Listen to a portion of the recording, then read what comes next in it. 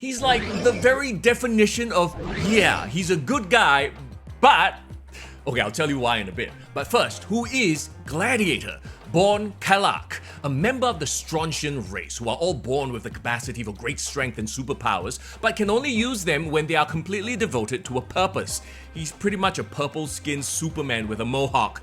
In fact, his name is kind of a reference to Superman because Superman's birth name is Kal-El, and his Earth name, Clark Kent. You take Kal and you combine with Clark, do you see it?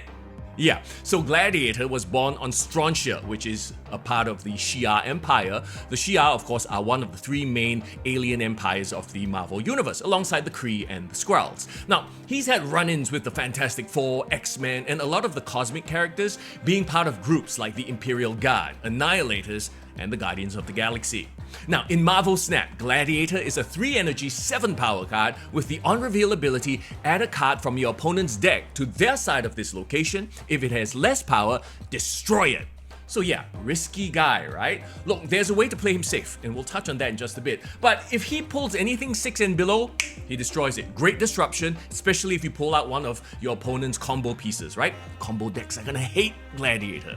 Now, it's not so great if the card that gets pulled out is an on-reveal ability and your opponent benefits from that on-reveal, like a Doctor Doom or a Loki. And if you get unlucky and pull out something bigger than 7 power, like the Hulk or Infinite, well, that stays. So, I mean, there's your risk, right?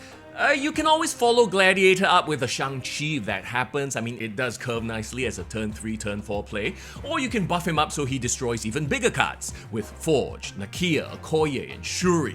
But hey, he's a 3-cost, eh? Welcome to the Silver Surfer Club. All joking aside though, I think he does fit into Surfer decks quite nicely. I mean, he's kind of similar to Maximus in that sense, right? He's got a good stat line, but comes with a bit of risk.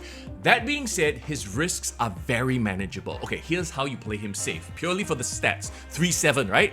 You can 0 him first, or play him in a Cosmo lane, or in a lane where your opponent has no space.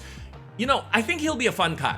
If you like taking risks, you can just play him without failsafes. If you don't like taking risks, then you build around him.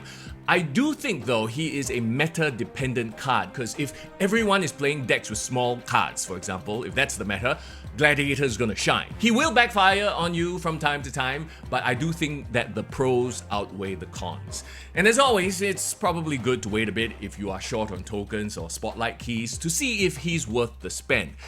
Personally though, I don't think he's gonna be breaking the meta anytime soon. Now, if you do have spotlight keys to spare, this is a pretty decent week to try your luck. Loki and Mirage are pretty synergistic in that collector style play, so if you were missing those 2 pieces, you wanna, try out that play style, this is a good spotlight week for you. Hey, let me know how you intend to play Gladiator, if you're even gonna get him. I mean, look at him, what an absolute Chad!